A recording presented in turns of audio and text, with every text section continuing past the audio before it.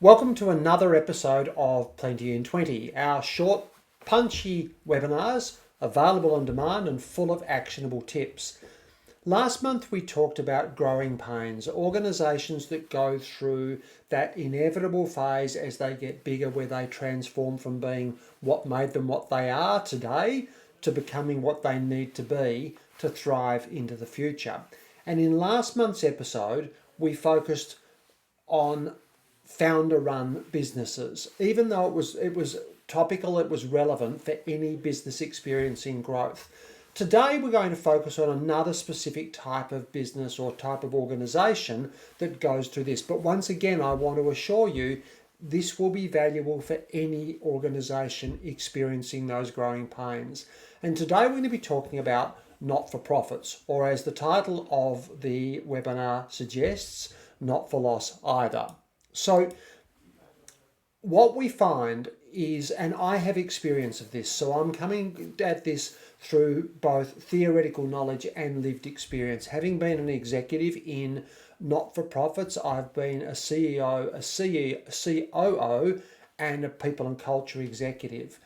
And the challenge that we find is trying to lead a not-for-profit in a not-for-profit way and with a not-for-profit purpose, but in a corporate world. Because the world in which organisations are operating, and particularly as they grow, it's obviously different when they're smaller. As they grow, the demand changes, and the need to become more corporate in their thinking, not necessarily their outcomes, is ever more present. So that's what we're going to explore today. What it really comes down to is this tension that exists between the purpose that was at the very genesis of the organisation. At one point, that not-for-profit was tiny. It came into existence because of a need normally in the community that a specific set of people have, and that could have even been quite a contained set of people. And then if the not-for-profit is successful, if things are going well, demand increases, more and more people want access to the services it provides, and it starts to grow. And the realities of that growth kick in, the need for change kicks in the way things are done, in the systems that are there, across the board, and that creates this tension. And that tension can be a really healthy thing, but it can also be a destructive force for the organisation. What we so often find in not-for-profits, and this was exactly the same in last month's episode around founder-run businesses, is we find these amazing organisations, these wonderful organisations doing something incredibly worthwhile, fulfilling a purpose that is desperately needed by a segment of the community, but they have moderate, even mediocre sometimes cultures. Why? The very fact that they're purpose driven means all their energy focuses on that purpose.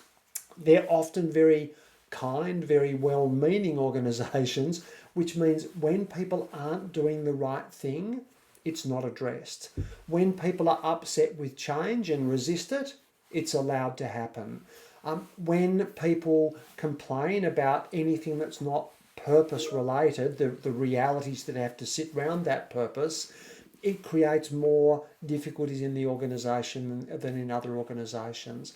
There's often a very distinct lack of accountability in not-for-profit organisations. And again, that's often related to the style of the culture they have, which is why they're so wonderful in fulfilling the purpose, but also makes them less able to deal with some of those internal drivers. So we often see these mediocre to moderate cultures that are characterised by people saying, look, I love why we're here, but the organisation drives me mad, where there's a lot of gossip, a lot of little cliques and a bit of infighting, where people resist things and are allowed to get away with it, where performance standards are sometimes poor and have just become normalised and accepted.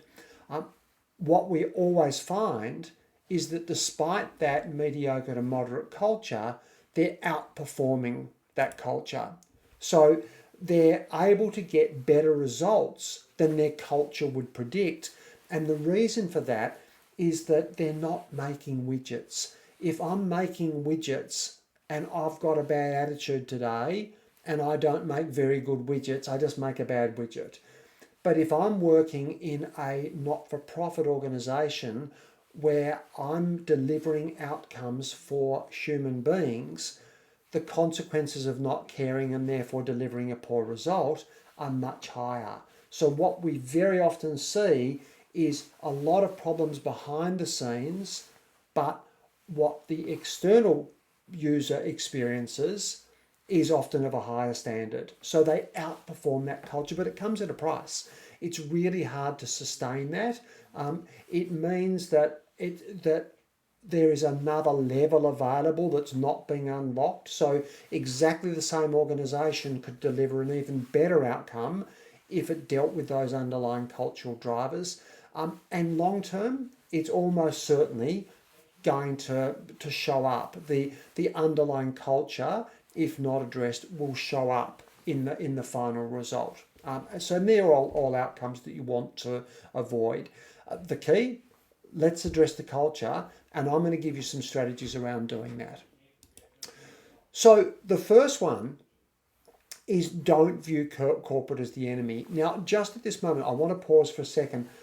I recorded a podcast also on this topic, and the podcast goes for about 35 minutes and goes into some more detail and has extra strategies. So if you finish this and want some reinforcement or want to go a bit deeper, that's a really great option for you. Available free on our website and from your podcast app. So corporate's not the enemy of not-for-profit. Too often it's seen as these two poles, like we're either not-for-profit or we're corporate. Everything corporate is bad for not-for-profit, and everything not-for-profit is holds us back from this, being corporate and efficient and effective and so on in today's world. And that sets the two up as enemies. What we have to see is that the future is the best of both worlds. How do we retain those elements of being a not-for-profit that make us who we are, that are our soul, but at the same time, how do we incorporate those corporate elements that make us efficient, that allow us to deliver the best possible outcomes, that mean that we're going to be here for a long time? The second thing is, just because it made you what you are today doesn't mean that it will take you successfully forward into the future. And that applies to systems, that applies to ways of doing things, and unfortunately that sometimes applies to people. There are people that might have been around a long time, and not-for-profits can be incredibly loyal places where the people have a loyalty to the people they serve, sometimes not as high to the organisation or to leadership.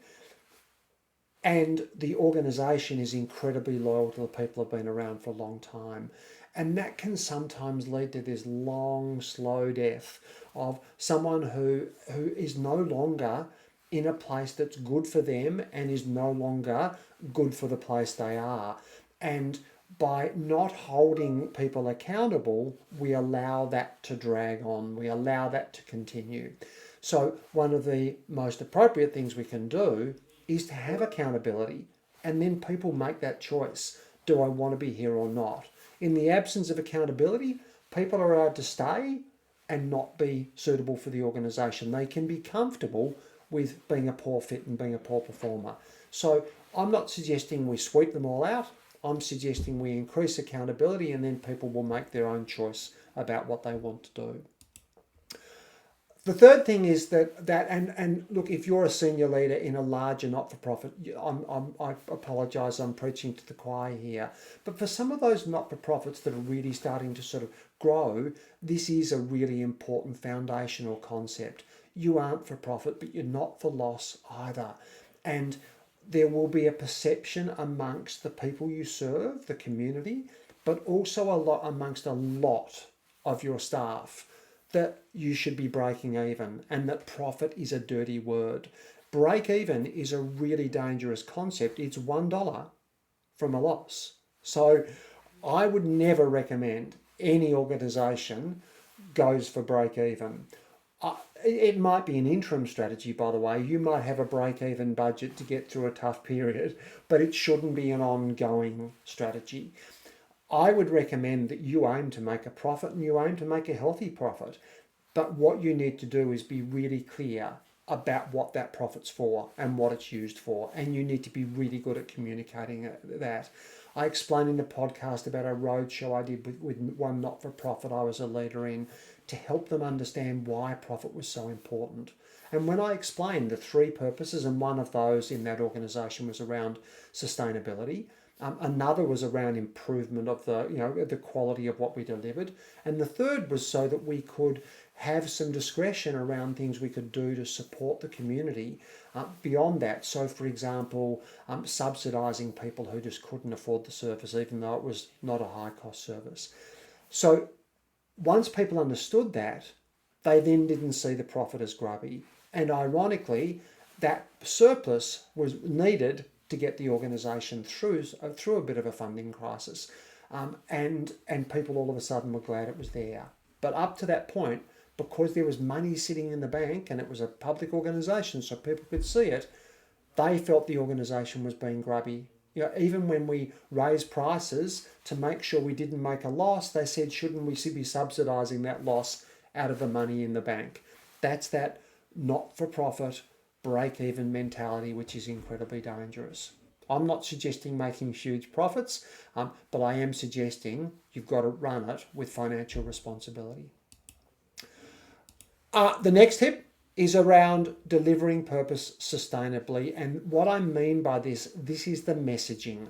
So what we can't afford to do when we say, okay, we're going to make a profit and we're going to do the right thing with it. If all of our messaging, all of our language, all of our focusing, all our metrics are about making a profit, then that tells people that's what we're here for, and they resent it. And I'm talking internally and externally. Internally, people will feel invalidated by that. They'll feel like the reason they're there, the purpose they're there is being undermined. So the messaging and the genuine intent has to be, we are here for purpose, but we're about delivering it sustainably. While we love delivering our purpose, there's not much point in doing it really, really well this year and not being here next year, being out of business next year. And make no mistake, a not-for-profit is still a business. The next thing that you should do, and this is really about encapsulating or capturing that tension between the what made you what you are and the future you want to have, is define the culture that you want. Don't leave it to chance. So great cultures are defined, or there's three key outcomes of great culture. We produce amazing outcomes for the people we serve. We produce amazing experiences for the people who work there, and we produce exceptional results, whatever you measure them on, and there should obviously be a range of metrics you measure them on. You need to be delivering all three, and that's not a bad place to turn in terms of, so what is the experience of the external user, the person you serve? What is the experience of the internal team members? What are the metrics that we're going to deliver? So that's a really good place to start defining the culture you want. Now, in a moment, I'm going to talk to you about another great place to start doing that. Before I do, I want to tell you about the other largely free resources we make for you. I've already alluded to the podcast. We have a whole series of podcasts on the topic of culture and leadership that you can access on our website, but you can also access from your favourite pod player. We have a blog. The address is there. There's a lot of great articles, and you can sort them by different topics around culture and leadership. And we have an amazing set of resources. Our team works really hard to create free resources for you that relate to topics around, and we're talking about cheat sheets, we're talking about flow charts, we're talking about assessments, we're talking about a whole bunch of resources that you can access on our website at that link. And the final thing, that it's the only paid one that I'm going to talk to you about, but there is a discount on it. We have an amazing online series of leadership workshops. It runs on a 6-month rotation, so you can enter at any point and do a 6-month program. It includes some coaching and some other things as well. Really worth checking out if you want to develop as a leader. So back to the slides. Another great way to define the culture you want is through values. Values, if you're a regular follower of our organisation, you will know, I believe, have the potential to be complete and utter bullshit, or absolutely culture defining, and it all comes down to whether you live them. I think values are a great place to capture the organisation, the essence of who you were and who you are still today, what makes you who you are, the things you can't let go. But it's also a great place to capture things like accountability and so on that are going to take you into the future sustainably. So if your values represent that blend, represent both sides of that tension, then that helps define a culture that encapsulates both of them. Another great place to do this is in your what, how, and your why. Now, you might have a vision, mission, purpose, etc., and they're wonderful, don't get me wrong. But the question I'm going to ask you is, do they speak to your team members and tell them the standard they need to be accountable to? Tell them why it's worth getting out of bed each day and coming to work and not just doing an okay job, not just doing a good job, but actually doing a great job. And that should be encapsulated in your what, how, and why. Something we're really happy, if you need more information on that, happy to have a free chat. Happy to guide you through it if you want to contract with us, but happy to have a free chat up front. Your why in particular is so important. It's not what we do, it's not the work we do, it's why we do that and why we need to do it exceptionally well. And again, you can encapsulate in that essence of who you are, why the organisation exists in the first place, can be really beautifully represented in that. You're going to be criticised, 100%. People will resent the fact that you're changing. They don't get it. They see the service you provide. And I'm talking about frontline staff, and I'm talking about the people who depend upon your organisation, the people you serve. I've been in the front line of the flack that you can cop for this, but it's not evidence that you're doing the wrong thing. It's evidence that from where they're standing, you're doing the wrong thing. Really important point, that. Because what it means is, first of all, they don't have that perspective. They don't understand that, yes, I know this is changing. I know that we love the way we've done things for 1,000,000 years. And I know that we don't really want to move to this new way. But there are good reasons for it. And they're not being communicated. So the critical thing here is that we can't back away from this stuff because of fear of being criticised. It's going to happen. We've got to accept that. It will not matter how many times you explain this to some people. Some of them will say, yeah, I get that. Okay, it's not my favourite thing, but I get the reality. Some of them will say, I don't care, you're just doing the wrong thing. You're all about the money. And you will have that cynical element. Don't back away because of that. Work out what the right thing is and stick to it. It's not a popularity contest. So the worst thing you can do is flip-flop in response to pressure, to start to feel that heat and start to back away from the changes that you know you need to make, the standards that you've set. I was in an organisation where the only thing we were asking people to do is to perform the service according to contemporary lawful standards and to treat each other properly. And we copped all sorts of flack because other behaviours and other standards had become normalised over years. We just had to be strong and say, if we were asking something unreasonable, we might change that. But we're not. So why would we back away? You've got to hold people accountable in a supportive way. Accountability is the thing that undermines culture in not-for-profits more than anything else. Partly, related to not being clear on what that culture looks like and leaving that tension to chance, but not holding people accountable, allowing team members to to do things the way they want to rather than the way we need to, rather than the way we've strategically decided to, allowing team members to be really negative and bag out the organisation to the people we serve. Now, I'm all for educating the team members so they have the information, so it's transparent, but I'm absolutely not accepting people doing that. That's unprofessional. It's not okay. It's probably against your code of conduct, and it shouldn't be tolerated. Because what they will do is they will try and recruit external people to say, you see, you're doing the wrong thing. If you're doing the wrong thing, stop it. If you're doing the right thing, hold people accountable, and particularly the people you're paying as team members to be a positive part of that organisation, hold them accountable to fulfilling that part of their role. Volunteers are a really hot topic in not-for-profits. We sometimes have this perception that, oh, they're volunteers, I can't ask too much. The reality is volunteers are there they're there for great reasons, but they're also getting some value out of it. It might be giving them a purpose. They might be really passionate about the purpose of the organisation. They have to be accountable to the same values and the same standards as other team members. Otherwise, it becomes corrosive.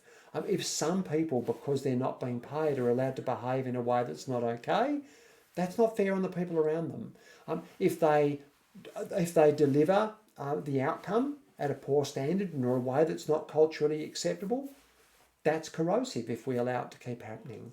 So the reality is sometimes a volunteer is there and it's great, but because they're there, they're stopping someone else being able to volunteer for the same thing. So that provides an imperative, a responsibility that they do that thing well. Because if not, there's someone else that might do it and might be prepared to do it at that level. And while we're grateful for everyone, there's also an obligation that comes from them as well. So accountability has got to be across the board. Otherwise, it will undermine your culture. And beware the volunteer board. These are the highly invested, over-involved board members, often members of the community you're serving, who often their prism for making decisions is their own personal drive or their own personal need or their own personal experience. And so what you end up doing is jumping at all sorts of things because it's the thing that they're passionate about. Even if it's not a big factor for the rest of the community, it might be really specific to them. Or they see one person that, oh, that's a service we really should be offering. And all of a sudden, you sort of have this scope dilution. You start to dilute your scope is what I'm trying to say. Be very careful. Try and upskill that board. Try and have people who bring that broader perspective. It's lovely having those passionate people there. But if they're making decisions through that prism, then that keeps the organisation at an amateur level, and it also starts to draw the board into daily operations rather than staying strategic. And again, that's dangerous. That's another topic I'm really happy to have a chat with you about. Again, initial chat is always going to be free. That's the end. I'm slightly over the 20 minutes. I hope I've made it worth your while. Please leave us a review. Some stars are lovely.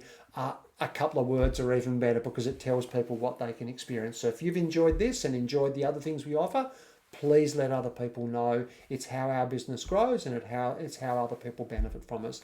See you in the next episode.